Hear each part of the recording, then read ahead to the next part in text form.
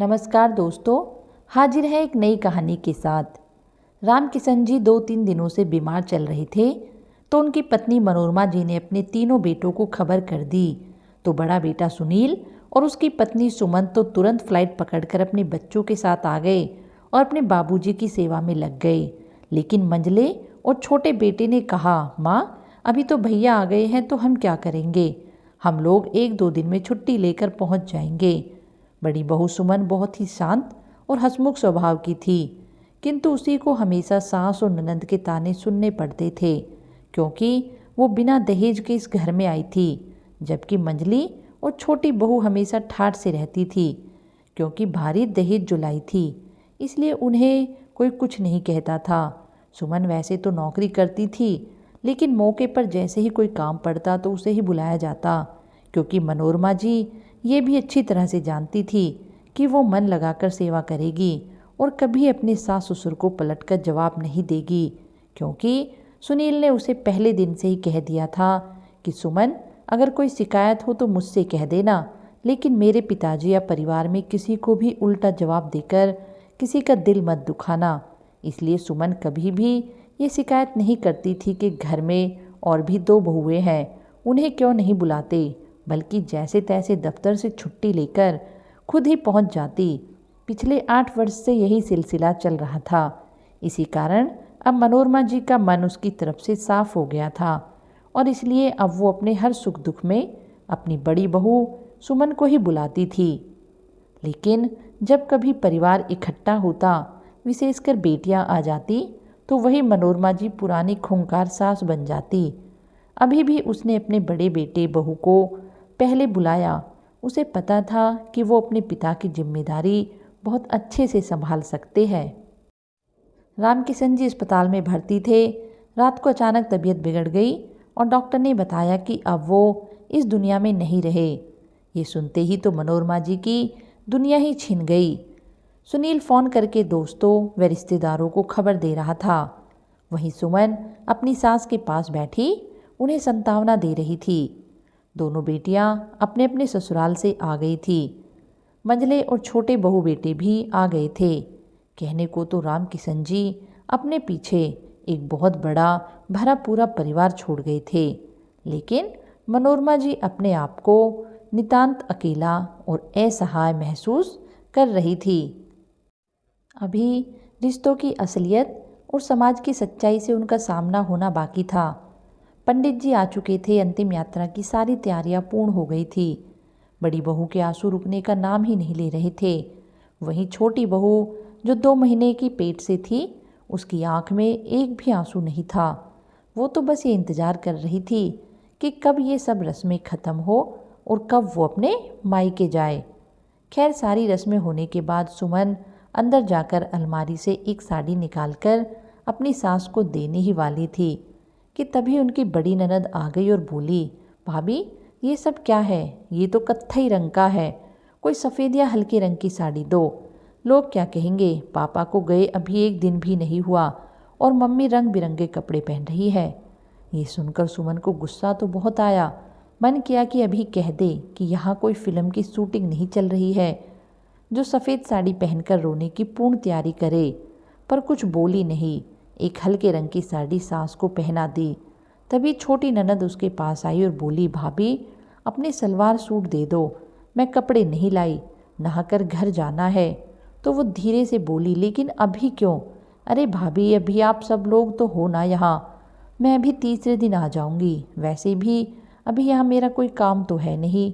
इतने में बड़ी ननद आकर बोली, ठीक है मैं भी तुम्हारे साथ चलती हूँ, अब मेरा भी यहाँ क्या काम है, मैं भी वहाँ चलकर आराम कर लूँगी।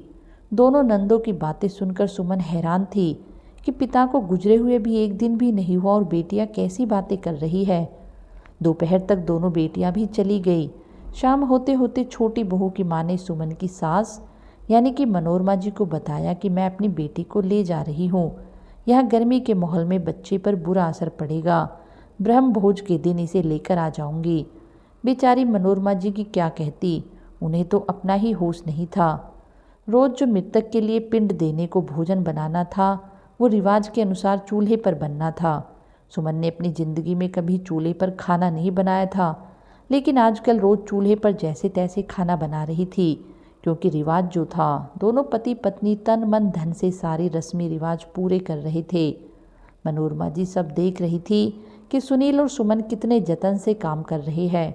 उन दोनों पर तो जैसे पूरे घर की जिम्मेदारी आ गई थी। अपनी सास के पास बैठकर उन्हें सांत्वना देने या उनके आंसू पूछने का समय तो सुमन के पास था ही नहीं। ऐसे ही 10 दिन गुजर गए। मनोरमा जी नहाकर बैठी हुई थी। सुमन कमरे में किसी काम से आई तो ठिठक कर उसके पांव वहीं रुक गए।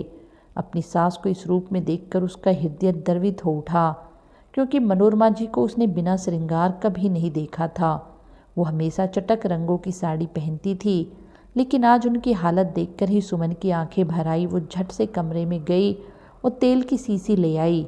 सास के बालों में तेल डालकर उनकी चोटी कर दी। नानी सास पलंग पर बैठी बैठी सब देख रही थी, लेकिन कुछ बोली नहीं। लेकिन ये क्या, बड़ी ननद आते ही उस पर बरस पड़ी। भाभी, मम्मी की चोटी क्यों कर दी?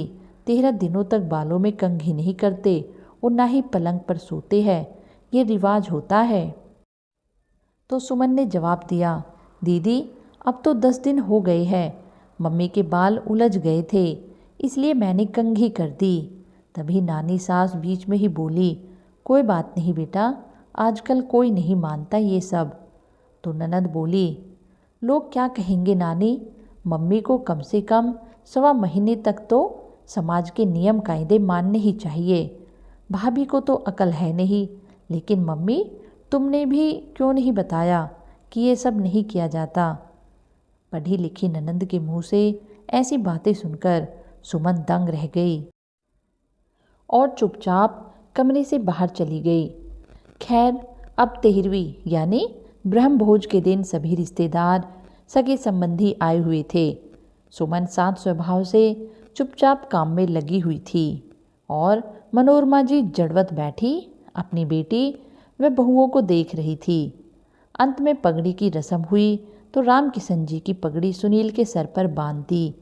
आज अचानक उसे पिता की जिम्मेदारियों का एहसास हो चला और आंखों से आंसुओं की धारा बह निकली। शाम को लगभग सभी रिश्तेदार खा पीकर घर लौट गए। सबके जाने के बाद मनोरमा जी विचारों में खोई हुई थी। अंदर ही अंदर घुट रही थी, सोच रही थी कि छोटी बहू को आए हुए तो अभी 1 साल ही हुआ है, लेकिन मेरी अपनी बेटियां, उन्हें भी मेरी कोई परवाह नहीं। मैंने तो कभी बेटा बेटी में फ़र्क नहीं किया, सबको पढ़ाया लिखाया, इतना दान दहेज देकर शादी की, सबकी डिलीवरी में सेवा की। छोटी की जुड़वा बेटियां हुई तो कैसे संभालेंगी? दोनों को एक साथ यहीं सोचकर 3 साल तक यहीं घर पर रखा, सेवा की, हर मुसीबत में रुपए पैसे से दोनों दामादों की हमेशा मदद की। आखिर कमी कहाँ रह गई जो आज उनके जाते ही मेरी बेटियों ने मुझे पराया कर दिया? माँ के प्रति इतनी संवेदहीनता बड़ी बेटी को उन्होंने खुद मंझली बहू से कहते सुना था कि भाभी, मम्मी के कपड़े साड़ी 1.25 महीने तक तुम लोग मत धोना, अब शगुन होता है। एक जो पति के जाने का दुख, उस पर बेटियों का बदला व्यवहार मनोरमा जी को अंदर ही अंदर तोड़ रहा था। सोच सोच कर उनकी आंखों से आंसू की धारा बहने लगी। आज वो अपने आप को बहुत ही अकेला महसूस कर रही थी, क्योंकि आज उनकी माँ और बहन भी बड़ी बहू को सास का ध्यान रखने का बोलकर चली गई। शाम को सुमन कमरे की सफाई कर ही रही थी, तभी ननद ने आकर माँ की अलमारी खोली और सारी नई नई साड़ियाँ निकाल ली। सुमन ने पूछा, क्या कर रही हो दीदी? कुछ नहीं भाभी, मम्मी क्या करेगी अब इन नई साड़ियों का, और वैसे भी साल भर तक तो अब मम्मी को कहीं जाना नहीं है। लेकिन दीदी, ये वाली साड़ी तो पिछले महीने मम्मी जी ने अपनी पसंद से मेरे साथ जाकर कितने चाव से खरीदी थी, इसे तो रहने दीजिए, अभी नहीं तो थोड़े दिन बाद पहन लेंगे। भाभी, तुम्हें कुछ अकल भी है या नहीं? नई साड़ी कभी नहीं पहन सकती है, लोग क्या कहेंगे? तभी सुमन की मंझली देवरानी आ गई और बोली, दीदी, कल मम्मी कितनी तेज आवाज़ में भैया को बुला रही थी, आप उनको समझाओगी कि थोड़ा धीरे बोला करे, अच्छा नहीं लगता, लोग बातें बनाएंगे। हाँ भाभी, मैं समझाऊंगी, माँ को यह सब अच्छा नहीं लगता, लोग क्या कहेंगे कि पत्नी को उनकी मौत का कोई दुख नहीं है। इधर सुमन शुरू से ही यह सब नाटक देख रही थी। आज उसके सब्र का बांध टूट गया था। उसने कहा, दीदी, भगवान ना करे कि पापा जी की जगह मम्मी जी को कुछ हो जाता तो क्या वो भी यही नियम कायदे अपनाते? सुमन, तुम पागल हो गई हो क्या? समाज आदमियों को ये सब करने को नहीं कहता। दीदी, मम्मी के कपड़े छूने से छूत लगती है तो उनकी नई साड़ियों में छूत नहीं लगेगी क्या? ससुर जी, आप सबके भी तो पिता थे, तो फिर ये सब नियम कानून माँ जी पर ही क्यों लागू है? दीदी, पापा जी की उम्र अभी 75 बरस थी। वो अपने सारे फर्ज निभाकर अपना जीवन अपने मुताबिक जी कर गए हैं। अरे हम तो बहुएं हैं, लेकिन आप तो बेटी होकर भी मम्मी जी के दुख दर्द में उन्हें संतावना देने की बजाय क्या करो क्या ना करो की सलाह दे रही हो। आपको अपनी माँ से ज़्यादा इस दुनियादारी की और यहाँ के रीति रिवाजों की पड़ी है। आप कम से कम लोग क्या कहेंगे सोचने लगी हो। अरे लोग तो बाद में कहेंगे, आप तो अभी अपनी बातों से मम्मी जी का कलेजा छन्नी कर रही हो। दीदी, मैं आपसे कह देती हूँ, भगवान के लिए आप ऐसी कोई फिजूल बात मम्मी जी से मत कहिए, वरना वो एकदम से टूट जाएंगी। यह मत भूलिए कि ससुर जी दुनिया से गए हैं, सासू माँ अभी जिंदा है। भगवान के लिए उन्हें चैन से जीने दीजिए, उन्हें उनके हाल पर छोड़ दीजिए। कहते कहते सुमन का गला भराया, आंखों से आंसू बहने लगे। इधर किसी काम से आई मनोरमा जी के पांव दरवाजे पर ही ठहर गए। उन्होंने उनका सारा वार्तालाप सुन लिया था, शायद इसलिए उनका सिर चकरा गया और वो वहीं लड़खड़ाते हुए दरवाजे के सहारे बैठ गई। ये देख सुमन घबराकर जल्दी से उन्हें बेड पर लिटाया और तुरंत टैबलेट लेकर सुला दिया। थोड़ी देर बाद जब मनोरमा जी की आंखें खुली तो सुमन चुपचाप उनके पैरों के पास बैठी थी। मनोरमा जी ने धीरे से पुकारा, सुमन, तो वो झट से उनके सर के पास आकर बैठ गई और सर पर हाथ फेरकर पूछा, अब कैसी तबीयत है मम्मी जी? तो मनोरमा जी फीकी मुस्कान के साथ बोली, अब तबीयत भी ठीक है बहू, और दिमाग भी। सुमन ने कहा, मैं आपके लिए कड़क चाय बनाकर लाती हूँ, पीकर थोड़ी राहत महसूस होगी। तब तक उनकी दोनों बेटी भी आ गई और बोली, माँ अब कैसी तबीयत है? मैं ठीक हूँ बेटी। माँ, मेरी फ़्लाइट की टिकट है, लेकिन अगर आप कहो तो मैं रुक जाती हूँ। नहीं बेटी, अब तो ये जीवन भर का रोना है, ये दुख मुझे अकेले ही भोगना है। तुम तो अपना घर संभालो, वरना लोग क्या कहेंगे कि मनोरमा जी ने बहू के होते हुए भी सेवा टहल करने के लिए बेटी को ज़बरदस्ती रोक रखा है। तब तक सुमन चाय लेकर आ गई। सबको चाय देकर वहीं बैठ गई तो मनोरमा जी ने कहा, बेटा, तुम अपने ऑफिस से कुछ दिन और छुट्टी लेकर मेरे पास रुक जाओगी क्या? क्योंकि तुम्हारे रहने से मुझे हिम्मत रहेगी।